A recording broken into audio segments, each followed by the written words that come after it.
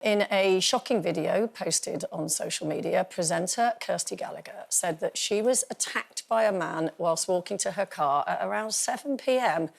in central London. She said she noticed a masked man dressed all in black walking towards her on the well-lit street. Now, moments later, he proceeded to kick her like a football in front of people before running off. I was physically assaulted in the streets of central London. The streets were lit, there were people around, I was walking on the pavement, and I noticed this guy, all in black, covered up, actually, just walking at me. And I'm always vigilant, and he was just walking towards me, and I thought, this is not right. So I moved out of the way. And then he brushed past me, he turned around and he kicked me like he was kicking a football. But actually, I couldn't have done more to protect myself, and still that happened to me. Someone decided to just give me a good kicking in the street.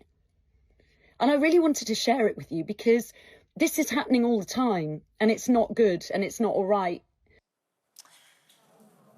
She also said there was a security guard nearby that did nothing, but some girls came across to help her and to see if she was all right. I mean, we're sending all our love to you, Kirsty, but yes, it does... petrifying. It does feel as though it's getting less safe for women, doesn't it? Yeah, definitely. I mean, I think I go out early in the morning at like 5:30. I get up and I'll often go out for a run or go to the gym, and I definitely walk. But I am so conscious. I've got like I've got my keys, which I strategically place between my knuckles. I've got a torch on my on my bunch of keys. I'm really mindful of where I'm going. A bit like Kirsty was describing. But what I felt was sad is that she felt like she had to explain that she wasn't being provocative in any way. Well, we always do that, don't we? It's like that feeling of like it's somehow my fault. I'm somehow responsible for somebody else giving me a good hiding for no reason. And I just think it's such a shame that we're still feeling like we have to justify ourselves on our own actions. And honestly, I wish Kirsty all of the best. And I really want this kind of stuff to stop. It was like, do you remember around the absolute tragedy of Sarah Everard when it just kept saying she was walking home, she did everything right, she was on the phone to her boyfriend, she was in a well-lit street, it was busy. And just more and more and more, I think that we all feel that doesn't make any difference. My daughter was on the way home the other day from college, probably about 5:30, in Peckham, and she was walking along chatting to her friends, and she was telling a story, and she said, it was something like, and I said, who do you think you are? And out of nowhere, this guy screamed into her face. She said, I didn't even know a person could scream that loudly, and swearing at her. And because he was in a paranoid state, he looked off his face, and he obviously thought she was talking to him. And her friend, she was so shocked even when she got back. And I was like, oh, my God, how much worse that could have gone, But what can you do? Yeah, I mean, we often talk, don't we, about sort of men in particular being aware of their own behaviour when they're out on the streets. Not that, very large percentage aren't going to do anything, but just make sure you don't walk behind a woman late at night. I mean, the narrative has to shift from women need to be careful to men need to stop harming women. Yes. Yes. How many more things can we add to our list to keep us safe? Yeah. And the strongest deterrent to that is a community that comes together and doesn't allow it. And do you have these conversations, because you've got a son, haven't you? Yeah, I mean, my son was in a situation when he was about 19 where I was really proud of him. Well, I'll tell you honestly, my response. His friends came... He saw a woman being attacked and her bag being stolen, and he ran and he grappled this man to the floor and got this woman's bag back. And when he told me, my instant reaction was like, what were you doing? You shouldn't have done that. He could have had a knife because I was worried about him. But, I mean, that's what I mean. It takes a whole community. It's such a scary thing to stand up and be counted. And, I'm so proud that he did that. But it made me rethink about my instinct of going, don't do that, don't get involved. It's a normal, natural instinct. But if we just all...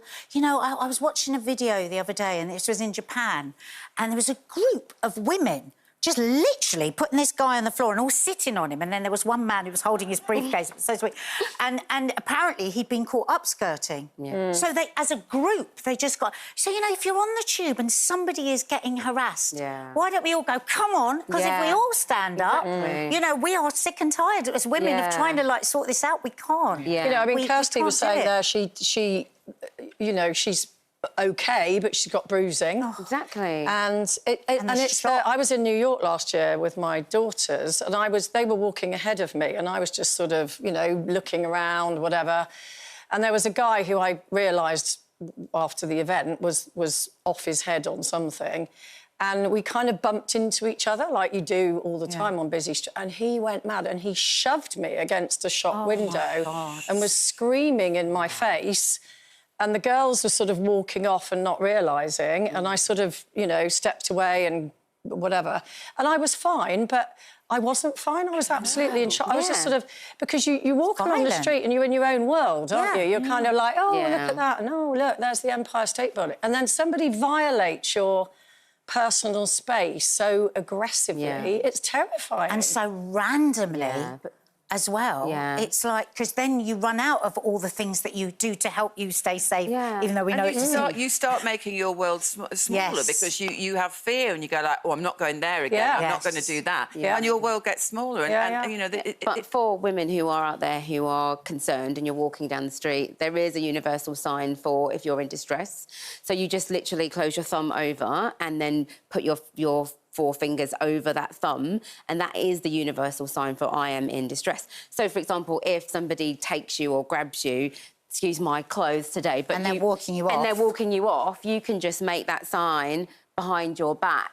And at least that is a discreet way of saying, I'm in distress, I need some help. So that somebody comes in and distracts. I've seen quite a bit of that online, and the main issue is nobody knows what it is. Exactly, which is why I'm saying like, why is that woman doing a campaign that needs to be... absolutely. Because if you shout help, it could antagonise the situation. So it's about coming in and distracting. Yeah. Oh, we have to think about this stuff all the time.